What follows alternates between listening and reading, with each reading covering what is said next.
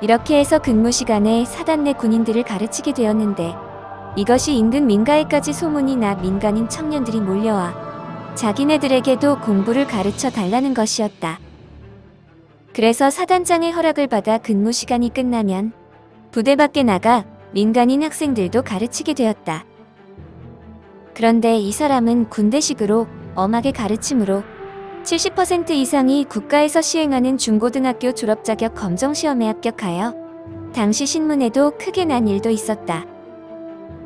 낮에는 군인 학생들을 가르치고 밤이면 부대 근처 마을의 민간인 학생을 가르치니 피곤이 겹치고 잠도 부족하여 코피가 터졌던 것이다. 이 군인 선생님은 하루도 빠지지 않고 매일 나오셔서 우리 불우한 학생들을 위하여 당신의 몸도 돌아보지 않으시고 공부를 가르쳐왔다. 배움의 시기를 넘기고 나이들은 학생들을 위하여 환경도 좋지 않은 천막에서 심혈을 기울이고 정열을 쏟아 부어주시는 선생님이 너무나 불쌍하다면서 울음을 터뜨리니까 일시에 온 천막 안이 울음바다가 되어 버렸던 것이다.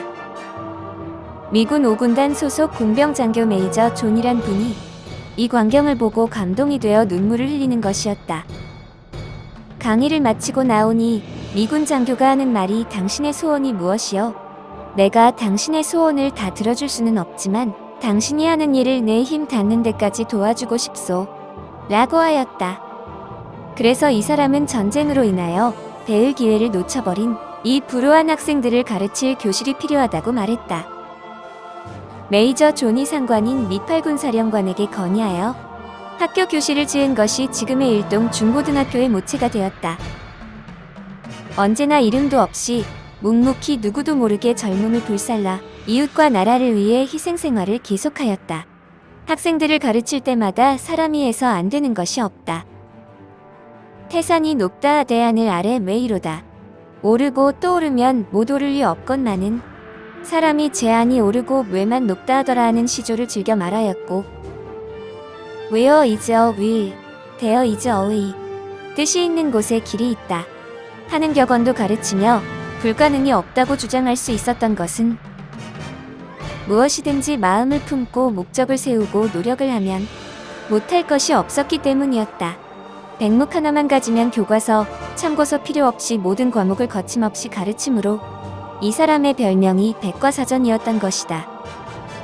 당시 초대교장 1955년 28사단과 유엔군 24사단의 교체로 부대가 서부전선으로 이동 그곳에서 동두천 농축기술학교 설립하고 양주군 남면 상수리 상수중학교 설립, 상수장로교회 설립, 이외에도 마지 감리교회 설립, 또한 임진강력 백학장로교회를 설립하였다. OBC 교육, 광주 상무대 3개월간 28사단에서 전방생활 7년 마치고 중위로서 후방으로 배치되셨다. 논산훈련소 연무대 전반기 독도법 교관, 금마재건 중고등학교 1962년 8월 6일 기교식, 금마전도관 설립, 광주, 대구 성명중고등학교를 설립하였다. 11년간 사병 밥을 드시고 허약한 사병에게 장교 밥을 주셨다. 밤중에 남몰래 장교의 신분으로 화장실 청소를 수개월간 하셨다.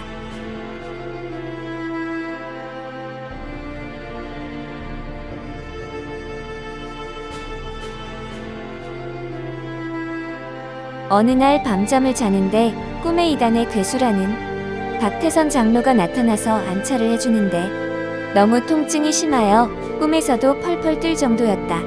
안차를 하신 후 귀에서 고막을 꺼내 찢어진 부분을 꿰매주시는 것이었다. 훈련병 시절 군용 트럭을 타고 이동하고 있던 중 갑자기 어디선가 날아온 포탄으로 인해 공중으로 뛰어올라 회전 낙법을 하셨지만 논두렁에 떨어져 위기를 모면하기도 하였다. 당시 폭발음으로 인하여 한쪽 고막이 찢겨나갔던 것이다. 그 후부터는 대화를 할 때 상대방이 작은 소리를 하면 잘 알아듣지 못하여 되묻는 경우가 많았다. 그런데 박태선 장로님이 꿈에 찢어진 고막을 꺼내니 고막이 풍선처럼 부풀어 올라 굉장히 커 보였는데 이렇게 고막이 찢어졌으니 소리를 잘 못 알아듣지 하시며 친히 바늘로 고막을 꿰매시고는 도로 귀 안으로 넣어주시는 것이었다.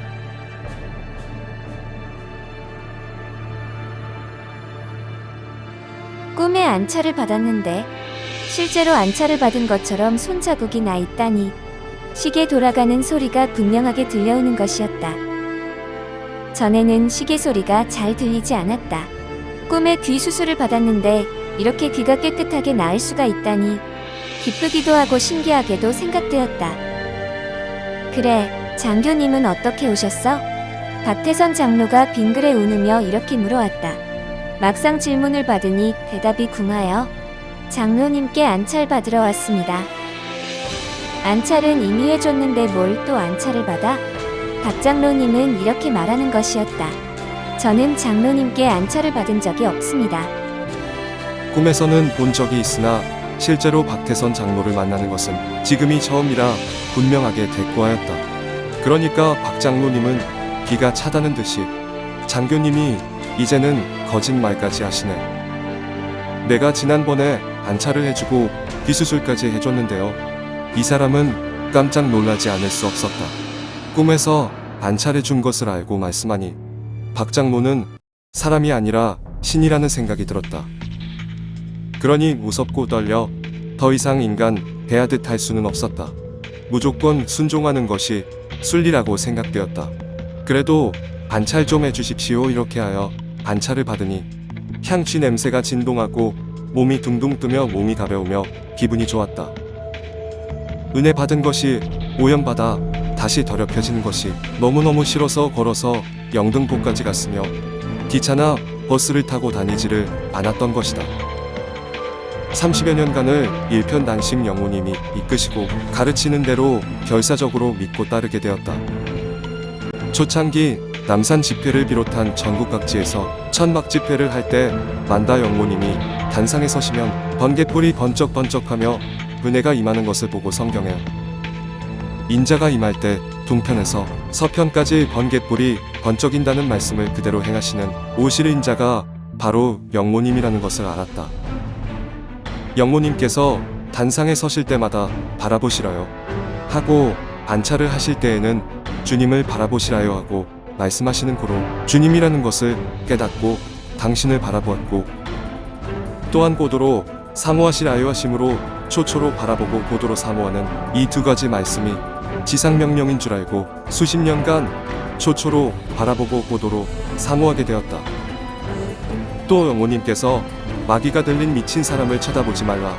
쳐다보면 마귀신한테 씌운다고 설교하실 때 이 사람은 그러면 하나님의 영이 계신 분을 바라보면 하나님 신을 받겠구나 하는 생각이 들어 수십 년이 넘도록 영모님 얼굴을 바라보며 지내왔다.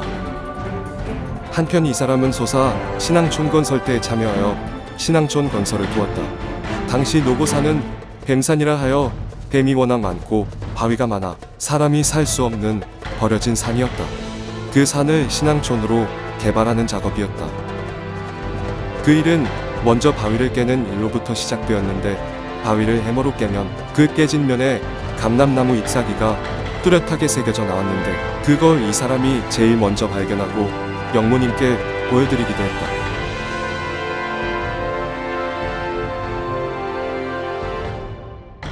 영모님께서 옥중에 가 계실 때는 매일 뵙고 사모하다가 몇 날 며칠을 못 뵈었게 되니 너무나 보고 싶어 눈물로 밤을 지새웠던 것이다. 그러다가 나중에는 현역 장교의 신분이지만 법정에 들어가 검사, 판사 등 법관을 죽여버리고 우리 영모님을 구출한 다음 자살해버리기로 작정을 하고 가슴에 권총을 품고 법정에 들어갔다.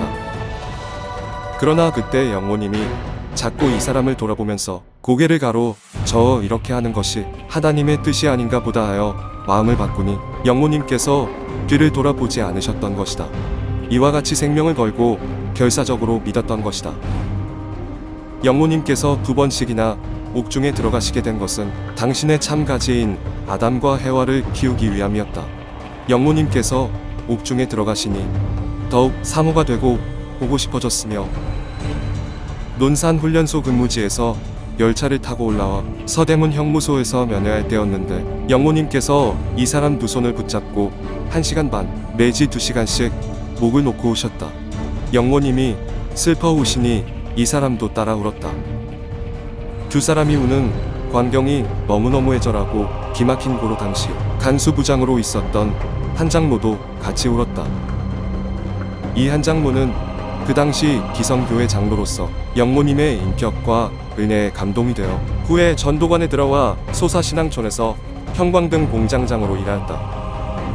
영모님께서 애절하게 우시면서 간간히 하신 말씀이 숨겨야 이겨 숨겨야 돼하는 것이었다. 그때 이 사람은 하나님이 처하신 곤고한 사정과 영모님이 이 세상에서 최고로 불쌍한 분이라는 것을 느끼게 되었다. 그런 고로 이 사람은 이것이 회생 제물이 되게 하여 주옵소서.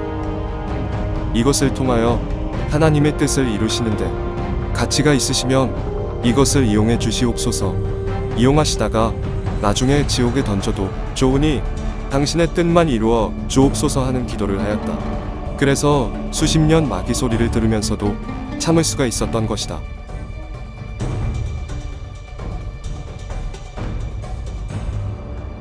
전도관 신도들이 조희성님을 마귀로 핍박하게 된 동기는 영모님께서 안차를 안 받아도 된다는 말씀을 하신 다음부터였다. 전도관 신도들은 안차를 안 해주니까 마귀로 취급을 하고 멸시천대를 했다.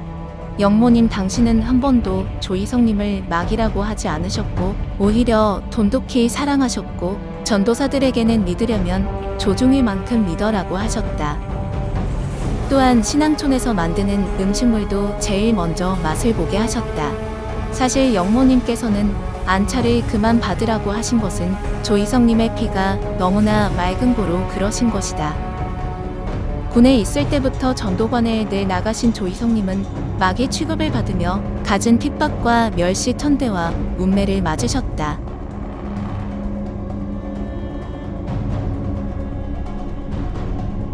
예배를 보려고 오만재단에 올라가면 마귀라 하여 못 들어가게 하고 질질 끌고가 소나무 숲에서 개패듯이 하였다. 그러면 가는 척하고는 길을 바꿔 탄약고 쪽으로 올라가면 위에서 주먹만한 돌을 머리를 향해 던지는 것이다. 그렇지만 계속 올라가서 예배를 보시고 어느 때는 허락지 않아서 탄약고 옆이나 화장실에서 스피커를 향해 나오는 영모님 말씀을 들으며 눈물로 예배를 보셨다. 소사 신앙촌 건설 당시에 밤늦게 주님이 거느리시니 즐겁고 태평하구나. 귀하에 자고 깨는 것 주님이 거느리시네. 날 항상 거느리시고 날 친히 거느리시네. 날 항상 거느리시고 날 친히 거느리시네. 하는 찬송의 가사 내용과 일치된 마음을 가지면서 감사함에 눈물을 흘리며 비탈길을 지나 오만재단까지 은혜스럽게 부르니 이 찬송 소리를 들은 다른 교인이 감동이 되어 이 찬송을 같이 불렀던 것이다. 실제로 영모님께서 옆에서 늘 동행하고 계시는 데다 이 찬송을 부르니 감개무량한 눈물이 흐르지만 이러한 체험을 하지 못하고 찬송하는 자는 냉랭하여 은혜 생활하는 것 같지도 않은 것이다. 그 차이는 하늘과 땅 차이인 것이다. 항상 따라다니시고 초초로 바라보이시는 나의 생명이 되신 주님께 무엇을 드려도 늘 아쉬운 마음뿐이고 또 육으로 매일 배우게 되면 감개무량한 눈물만 한없이 쏟아지지 말씀드릴 것은 아무것도 없었다. 영으로 마음으로 서로 통하였던 것이다. 이런 상황 가운데서 하루도 영모님을 배웁지 못하면 견딜 수 없을 정도로 고도로 사모가 되는데 영모님께서 옥중에 들어가시니 그 하늘을 찌를 듯한 사모함은 말로 형언키 어려웠다. 밤마다 베개깃을 눈물로 적셨던 것이다. 그런 영모님을 두 번째 옥중에 투옥시켰을 때에는 완전히 결심을 하게 되었다. 당시에 민주당 정권을 뒤집어 엎고 영모님을 옥중에서 구출하고 영모님을 중심으로 우리 대한민국을 전도관 천지로 만들어 버리겠다는 것이었다. 당시 전국 전도관 대학생회장 이모 관장과 몇몇 청년 간부들에게 제의하여 치밀한 계획하에 행동에 옮기고자 하였던 것이다. 그러나 당시 영모님 사모님과 형님인 박태국 장로님은 극구 반대하였다. 그러나 이 사람은 안 됩니다. 죄 없으신 우리 영모님을 2번씩이나 옥중에 집어넣은 만행을 그냥 두고 볼 수 없습니다. 죽음을 각오하고 이 썩은 정부를 뒤집어 엎어 버리겠습니다. 이렇게 강경하게 나가니 그들은 용산 경찰서에 신고해버렸다. 그리하여 거사가 들통이 나므로 이 사람이 주범으로 지명수매를 받는 처지가 되고 말았다. 그래서 영어의 몸으로 계신 영모님께 옥중 발령을 받고 온양 전도관에서 심우하며 피신하고 있었는데 그 후 6개월 뒤에 5.16 군사혁명이 일어났다. 혁명이 일어나니 용산경찰서 형사들이 이 사람이 혁명 주체 세력인 줄 알고 찾아와 점심을 같이 하자는 등 아부를 하려 하기에 나는 혁명 주체 세력이 아니라고 해명한 적도 있었다. 자유당 정권 당시 부통령이 기분과 부인 박마리아가 영모님을 죽이려고 옥중에 집어넣고는 자유당 정권이 무너졌는데 그들은 그때 영모님을 깊은 대변통에 빠뜨려 죽이려고 했는데 다행히 변소 안에 나무 토막이 있어 붙들고 살아나신 일이 있었던 것이다. 그 후 영모님을 체포한 강차장 검사가 심장마비로 죽고 이기붕, 박마리아는 아들의 총에 맞아 죽었던 것이다. 그 후 민주당 정권 때 다시 영모님을 2번째 투옥시킨 정부가 몇 개월 만에 무너졌다. 당시 협건무장 김창룡이라는 자가 영모님을 직접 구속했는데 구속한 다음날 이유 없이 자살을 해버렸다. 성경에 감람나무를 해하고자 하는 자 죽임을 당하리라고 한 대로 하늘의 사람을 건드린 자들의 말로는 이와 같이 비참했던 것이다. 한편 군생활을 마치신 조희성님은 가지고 나온 퇴직금마저도 사기를 당하여 수중에는 한 푼도 돈이 없게 되었다. 그런 상황에서 신앙촌에 있는 12식구를 부양할 길이 막막했다. 그래서 신앙촌의 물건으로 장사를 하려고 해도 막이라며 물건을 안 주니 그것도 할 수가 없었다. 어쩔 수 없이 큰 집과 작은 집에 가서 쌀을 꾸려 했지만 오히려 구박만 하고 내쫓았다. 차비도 없어서 울면서 걸어서 신앙촌까지 왔다. 박태선 영모님께서는 감람나무 가지가 당하는 연단이 너무나 가슴 아프신 고로 위로해 주셨다. 조희성님께서는 하나님의 사정이 너무나 불쌍하고 감사한 고로 남산숲에서 다방 화장실에서 피눈물을 흘리며 밤을 새우셨다. 그러던 중 다락방에서 이것은 죽어도 괜찮으니 가족만이라도 살려달라고 애원의 기도를 하니 하나님께서 응답을 하여 주셨다. 다음날 서울로 소사 삼거리로 나가는 도중에 우연히 영등포 당산동 직원에 다니는 유집사를 만났다. 아들이 그 당시 3만 원을 주시면서 이자를 받아서 개돈을 부어라고 하시니 마땅한 사람이 없어서 조 전도사님밖에 없어서 무심코 오는 도중에 하나님께서 이렇게 조 전도사님을 만나게 해주시니 감사했다. 그 돈으로 일단 집에 쌀을 사다 놓고 신앙촌 콜라 장사를 하게 되었다. 사업은 너무나 잘 되어 서울 전역을 판매권에 두게 되었다. 그리고는 일주일 번 돈을 몽땅 하나님께 바치는 생활을 하게 되었다. 즉 10에 10조를 하신 것이다. 그리고는 차비가 없으셔서 영등포까지 올라가면 꼭 차가 와서 태워주는 은혜 체험을 하셨으며 다음 주는 바친 돈의 10배의 수입이 올랐다.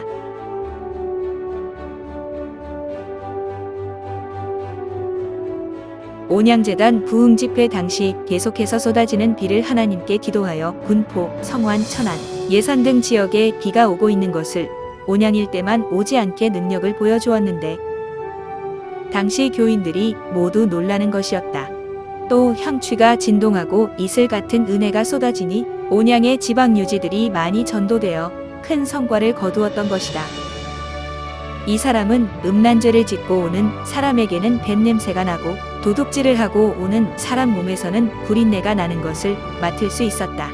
죄를 짓고 온 사람을 지적을 한 적도 있는 것이다. 하나님께서 지적을 하지 말라고 하심으로 그 후부터는 냄새가 나도 일체 지적을 할 수가 없었으며 알면서도 모르는 것 같이 지내오기를 수십 년간 해왔다.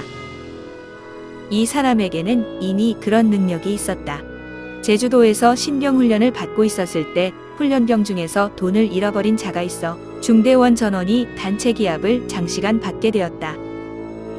결국 300명 훈련병 전원을 모아놓고 돈을 훔친 단 한 사람을 지적하여 찾아냈다. 중대장이 사람을 시켜 도둑질한 훈련병의 자리 밑에서 돈을 찾아냈다. 그 사건 이후 훈련병들 사이에서 귀신이라는 별명으로 불렸다. 20대에 냄새로 음란 죄인, 도둑질한 죄인들을 구별해 내었던 것이다. 4부에서 계속됩니다. 감사합니다.